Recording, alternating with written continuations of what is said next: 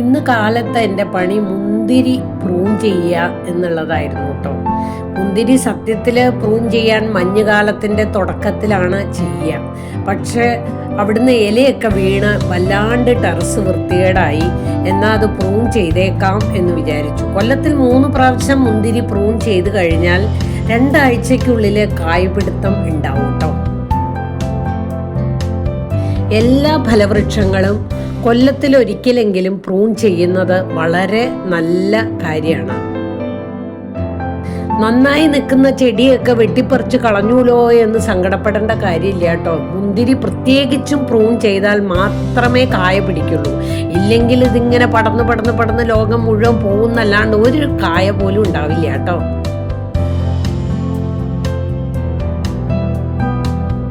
മുന്തിരി പ്രൂൺ ചെയ്യുമ്പോൾ പ്രത്യേകം ശ്രദ്ധിക്കേണ്ടത് നമ്മുടെ ചെറുവിരൽ വണ്ണത്തിലുള്ള കമ്പ് മാത്രമേ ആവശ്യമുള്ളൂ, അതിലേ കായ പിടിക്കുള്ളൂ.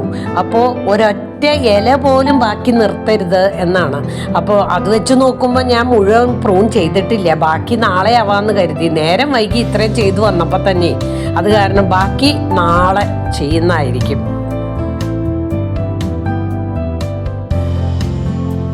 മഞ്ഞുകാലത്തിൻ്റെ ആദ്യത്തെ പ്രൂണിങ് എന്നുണ്ടെങ്കിലും ഞാനിപ്പോൾ ഇത്തിരി നേരത്തെ ചെയ്തു. കാരണം ഇപ്പോഴത്തെ ഒന്നും പറയാൻ പറ്റണില്ലല്ലോ.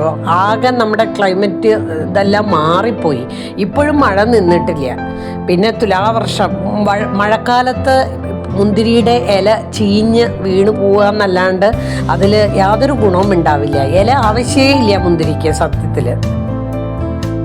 അങ്ങനെ പ്രൂൺ ചെയ്ത് താഴെ കിടന്ന ചപ്പുചവറെല്ലാം കൂടി അടിച്ചു വാരി കൊണ്ടുവന്ന് കളഞ്ഞു വൃത്തിയാക്കി കേട്ടോ. ഇനി ബാക്കിയും കൂടി നാളെ വരും. ബാക്കി കുറച്ച് ഇലയും തണ്ടും ഒക്കെ ഉണ്ട്. അങ്ങനെ തൂങ്ങി നിൽക്കണ തണ്ടൊക്കെ കൂടെ പിടിച്ചു കെട്ടി ബലമായിട്ട് കെട്ടി വെക്കണം. അപ്പോൾ അതിൽ 2 ആഴ്ച കഴിയുമ്പോൾ പുതിയ തളിര് വരും. ആ തളിരിനൊപ്പം തന്നെ പൂക്കളും വരാൻ തുടങ്ങും. മഴയില്ലാണ്ടിരുന്നാൽ മതിയായിരുന്നു എന്ന് മാത്രമാണ് പ്രാർത്ഥന. കാരണം മഴ പിടിച്ചു കഴിഞ്ഞാൽ ഈ പൂ മുഴുവൻ കൊഴിഞ്ഞും പോകും.